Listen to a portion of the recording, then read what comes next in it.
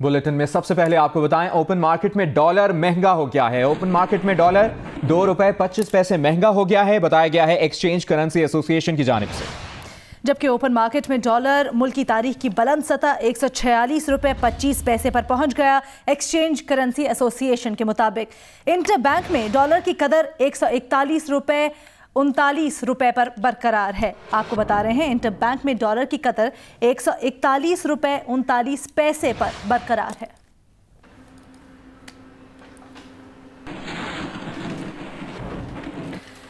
काला धन रखने वालों के लिए आखिरी मौका। सदर मुमलिकत ने असासे जाहिर करने की स्कीम के ऑर्डिनेंस 2019 पर दस्तखत कर दिए। मुल्क भर में 30 जून 2018 तक हासिल किए गए गैर एलानिया असासों पर स्कीम का इतलाक हो गया। 30 जून 2019 तक स्कीम से बगैर जुर्माने के फायदा उठाया जा सकेगा, जबकि 40% तक जुर्माना भर के जून 2020 तक फायदा उठाया जा सकेगा। मुल्क और बैरून मुल्क मौजूद रकूम और जायदादें जाहिर करने पर 4 से 6% रकम जमा कराना होगी। जायदाद या असासों से मुतालिक अदालतों में ज़ेर इल्तवा मुकदमात पर स्कीम का इतलाक नहीं होगा। सदर मुमलिकत ने असासे डिक्लेयर करने की स्कीम के ऑर्डिनेंस 2019 पर दस्तखत कर दिए। इस स्कीम का इतलाक फौरी तौर पर पूरे मुल्क में होगा। स्कीम का इतलाक 30 जून 2018 तक हासिल किए गए गैर एलानिया असासों पर होगा। जुर्माने के बगैर असासों का ऐलान सिर्फ 30 जून 2019 तक किया जा सकता है, जबकि 40% जुर्माना अदा करके 30 जून 2020 तक फायदा उठाया जा सकता है। जायदाद या असासों से मुतालिक अदालतों में ज़ेर इल्तवा मुकदमात पर स्कीम का इतलाक नहीं होगा। स्कीम के तहत अंदरून मुल्क गैर मनकुला जायदाद पर 4% और बैरून मुल्क मनकुला जायदाद पर 6% की शरह से टैक्स देना होगा। गैर एलानिया अखराजात पर 4% की शरह से टैक्स देना होगा। इस स्कीम का इतलाक सरकारी ओहदा रखने वालों पर नहीं होगा। कमीशन या जराइम से हासिल किए गए असासों या रकूम रखने वालों पर स्कीम का इतलाक नहीं होगा। सोना, हीरे जवाहरात और प्राइस बॉन्ड्स रखने वाले भी स्कीम से फ़ायदा नहीं उठा सकेंगे। 1 जुलाई 2019 से 30 सितंबर 2019 तक 10% ज़्यादा टैक्स अदा करके स्कीम से इस्तिफ़ादा हासिल किया जा सकता है। 30 सितंबर 2019 से 31 दिसंबर 2019 तक 20% जुर्माना अदा करके स्कीम से फ़ायदा उठाया जा सकता है, जबकि 1 जनवरी 2020 से 30 जून 2020 तक 40% जुर्माना अदा करके स्कीम से फ़ायदा उठाया जा सकता है। आगे बढ़ते हैं, आपको बताएं, साबिक सदर आसिफ अली जरदारी ने कहा है कि माजी की और मौजूदा एमनेस्टी स्कीम में कोई फर्क नहीं।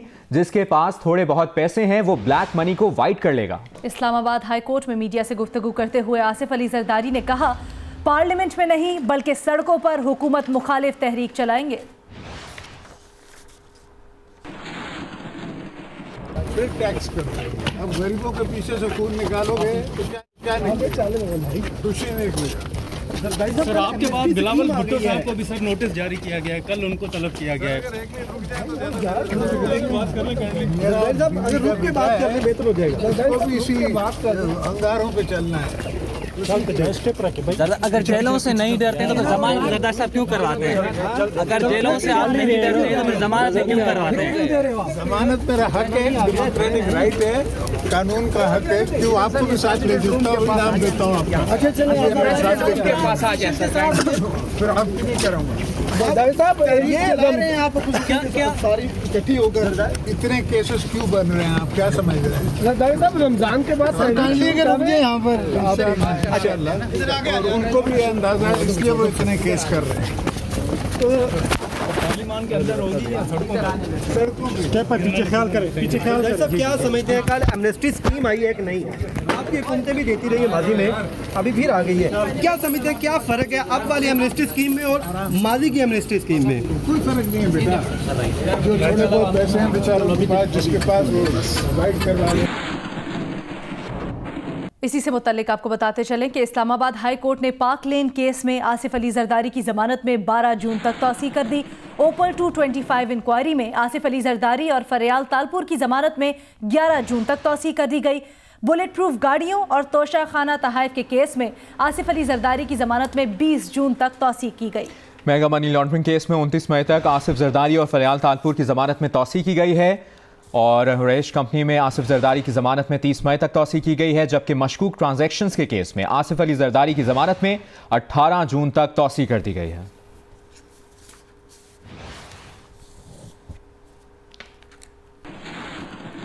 पाकिस्तान पीपल्स पार्टी ने काला धन सफेद करने की एमनेस्टी स्कीम को मुस्तरद कर दिया है। पीपल्स पार्टी के रहनुमा नैयर बुखारी ने कहा है कि अशराफिया की नुमाइंदा हुकूमत अशराफिया की सहूलतकारी कर रही है, नाजायज जराए से आमदन को कानूनी तहफ़्फ़ुज़ दिया जा रहा है। कौल व फ़ेल में तज़ाद की मैराथन रेस में हुक्मरान पहले नंबर पर हैं। नैयर बुखारी ने कहा कि जानबूझकर तबक़ाती तकसीम बढ़ाना खतरनाक है। मजीद कहा, सब्ज बाग दिखाकर यू टर्न लेने जैसे इक़दामात बदतरीन नाकामी है। तब्दीली के नारे और ऐलानात पानी पर लकीर साबित हुए। हुक्मरान अपने तबके की मराअत में इजाफा करते चले जा रहे हैं। अमीर को अमीर तर करने की पॉलिसी जहर कातिल है। आम आदमी खुदकुशियों पर मजबूर है। हुकूमत का मजीद इक़्तिदार में रहना अवाम की जिंदगियां दाव पर लगाने के मुतरादिफ है।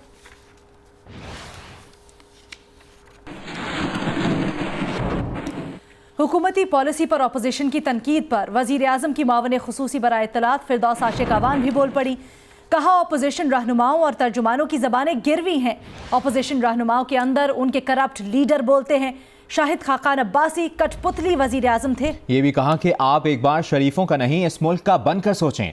शाहिद खाकान अब्बासी बताएं कि उनकी अपनी एयरलाइन मुनाफे में और कौमी एयरलाइन खसारे में कैसे गई। एहतसाब वही करता है जिसके हाथ और नीयत साफ हों।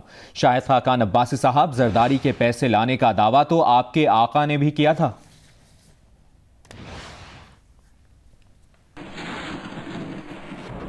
वज़ीर आला पंजाब उस्मान बुज़दार ने अपने मुशीर अकरम चौधरी का इस्तीफ़ा मंजूर कर लिया है। अकरम चौधरी ने मुशीर की हैसियत से मिलने वाला ऑफिस खाली कर दिया है। अकरम चौधरी ने गुज़श्ता रोज़ मुशीर वज़ीर आला पंजाब के ओहदे से इस्तीफ़ा दे दिया था। दूसरी जानिब डॉक्टर सलमान शाह को वज़ीर आला पंजाब का मुशीर तैनात कर दिया गया है। सलमान शाह इकनॉमिक अफेयर्स और मनसूबाबंदी के मुशीर होंगे।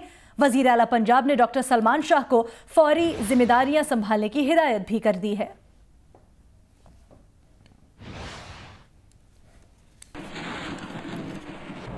स्टॉक एक्सचेंज की बात करें तो पाकिस्तान स्टॉक एक्सचेंज में कारोबार के दौरान तेजी का रुझान रहा। 100 इंडेक्स 406 पॉइंट से इजाफे के बाद 34,291 पर बंद हुआ। कारोबारी दिन में 11 करोड़ शेयर्स के सौदे हुए। मार्केट कैपिटलाइजेशन 76 अरब रुपए इजाफे से 7,002 अरब रुपए हो गई है।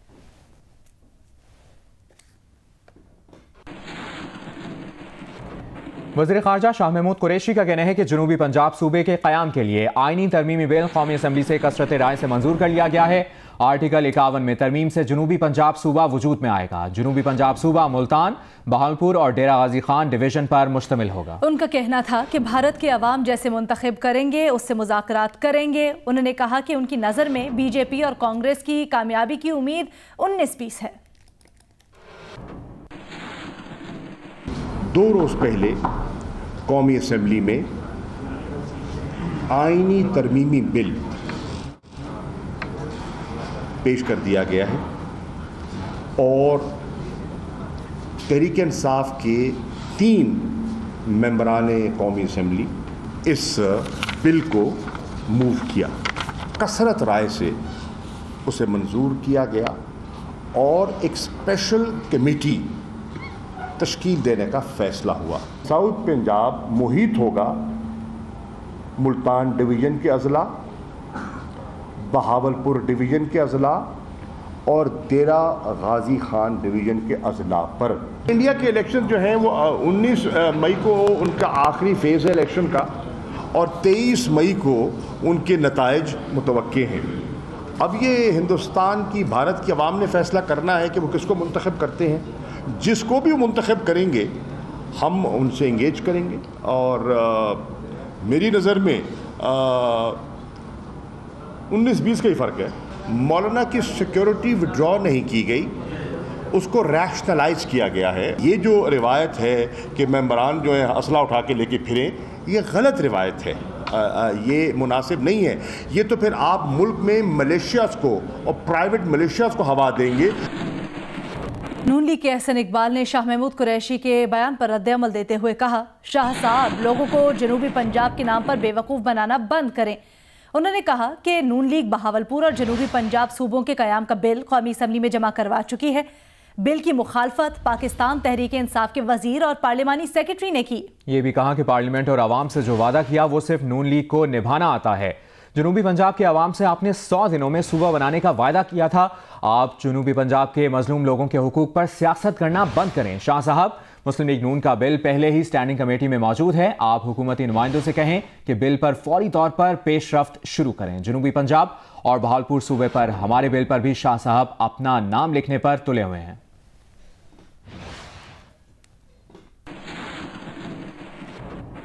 एक और अहम खबर दें आपको, लाहौर हाई कोर्ट ने तहरीक इंसाफ के रहनुमा अब्दुल अलीम खान की जमानत मंजूर कर ली है। अब्दुल अलीम खान को 1 करोड़ रुपए के मचल के जमा कराने का हुक्म दिया है।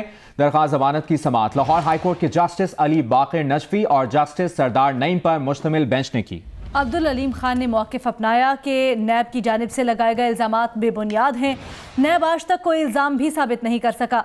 साबिक सीनियर वजीर पंजाब अब्दुल अलीम खान पंजाब असम्बली पहुंच गए। अलीम खान के असम्बली पहुंचने पर कारकुनों के नारे देखने में आए, फूल भी निछावर किए गए। मनाजिर अब अपनी टीवी स्क्रीन पर भी देख रहे हैं।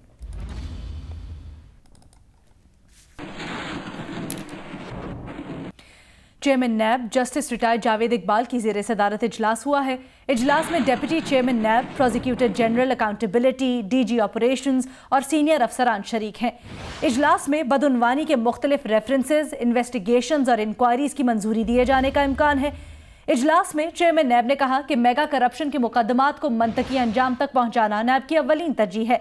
नैब एहतसाब सबके लिए की पॉलिसी पर अमल पैरा है। ये भी कहा कि मुल्क से बदउनवानी का खात्मा और आवाम की लूटी गई रकूम की वापसी अव्वलीन तरजीह है। बदउनवानी तमाम बुराइयों की जड़ है। खात्मा नैब समेत तमाम इदारों की मुश्तरका जिम्मेदारी है। नैब मुकदमात को मंतकी अंजाम तक पहुँचाने के लिए तमाम वसाइल बरोएकार ला रहा है। कल अदम जमातुद्दावा के सरबराह हाफिज नईम के बरादर निस्बती और तंजीम के नायब अमीर अब्दुल रहमान मक्की को लाहौर से गिरफ्तार कर लिया गया। पंजाब पुलिस ने गिरफ्तारी की तस्दीक कर दी। अब्दुल रहमान मक्की कलअदम जमातुद्दावा के सियासी और खारजा उमूर के निगरां भी हैं। कलअदम जमातुद्दावा के सरबराह हाफिज सईद के बरादर निस्बती और तंजीम के नायब अमीर अब्दुल रहमान मक्की को लाहौर से गिरफ्तार कर लिया गया है। वजारत दाखिला के मुताबिक मौलाना अब्दुल रहमान ने कलअदम तंजीमों के खिलाफ जारी क्रैकडाउन पर गुजरावाला में इश्तियाल अंगेज तकरीर की थी। FATF के इकदामात को भी कड़ी तनकीद का निशाना बनाया गया था।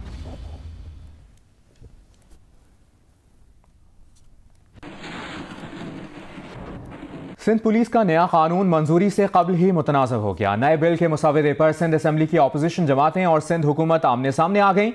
अपोजिशन अरकान ने कानून के लिए बनने वाली कमेटी पर तहफ़्फ़ुज़ात का इजहार कर दिया और कमेटी को अदालत में चैलेंज करने का ऐलान कर दिया है। जबकि सिंध के वजीर सईद गनी कहते हैं अपोजिशन अरकान इजलास में इत्मीनान का इजहार करते हैं और बाहर किसी और से डिक्टेशन लेते हैं। इससे मुतल्लिक रिपोर्ट करेंगे राना जावेद।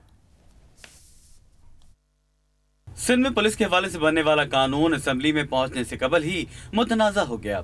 सिंध हुकूमत और अपोजिशन अरकान 7 इजलासों में कानूनी मुसव्वदे की तैयारी के लिए सर जोड़कर बैठे, मगर एक पेज पर ना आ सके। इसके बाद सिलेक्ट कमेटी ने मुसव्वदा मंजूर कर लिया।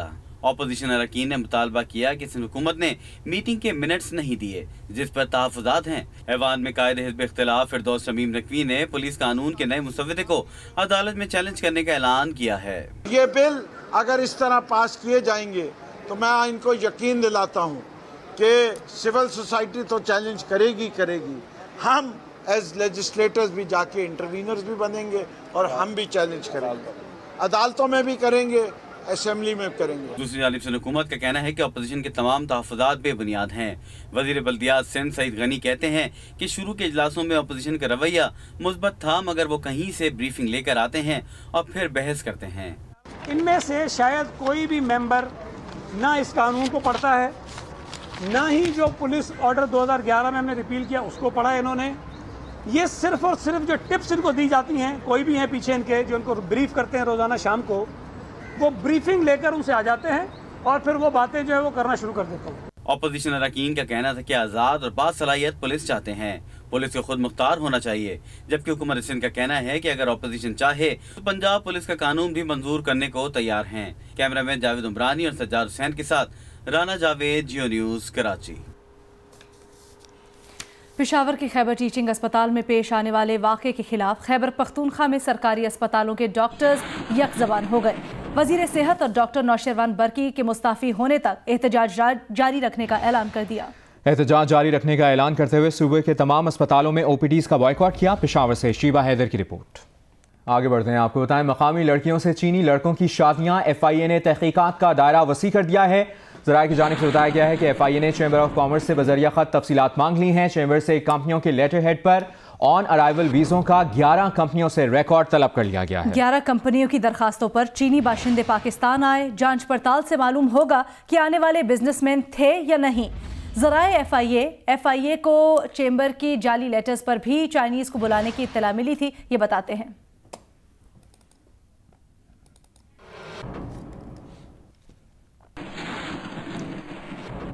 रहीम यार खान में तालिबात को ब्लैकमेल और ज्यादती करने के इल्जाम में निजी यूनिवर्सिटी के प्रोफेसर को गिरफ्तार कर लिया गया। DPO उमर सलामत के मुताबिक रहीम यार खान में तालिबात को ब्लैकमेल और ज्यादती करने के इल्जाम में निजी यूनिवर्सिटी के प्रोफेसर अब्दुल हसीब को गिरफ्तार कर लिया गया है।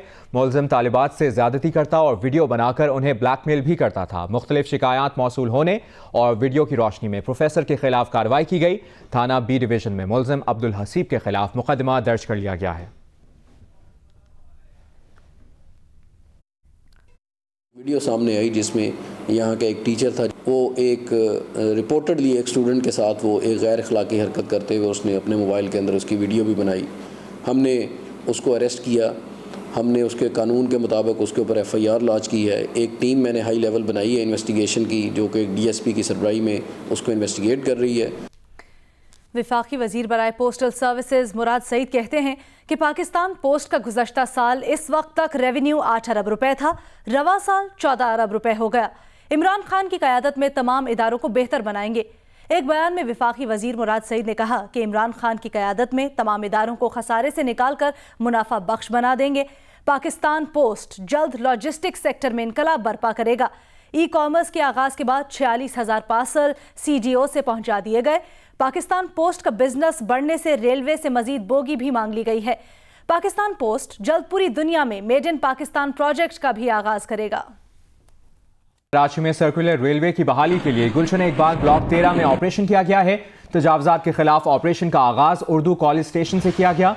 जिला इंतजामिया के मुताबिक रेलवे ट्रैक पर कायम 300 झोंपड़ियों और पुख्ता तामीरात को गिराया जा रहा है। ऑपरेशन के दौरान जिला इंतजामिया, महकमा रेलवे और पुलिस की भारी नफरी मौजूद है।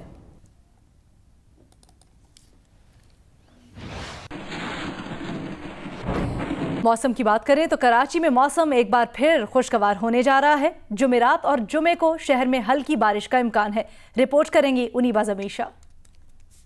माह रमज़ान का आगाज़ कराची में खुशगवार मौसम से हुआ, लेकिन इन दिनों गर्मी ज़्यादा महसूस की जा रही है। लेकिन जुमेरात से मौसम की रुत बदलने वाली है। ईरान से बलूचिस्तान में दाखिल होने वाला मगरबी हवाओं का सिस्टम अपने असरात कराची में भी दिखाएगा। कल कराची में बादल छा जाएंगे।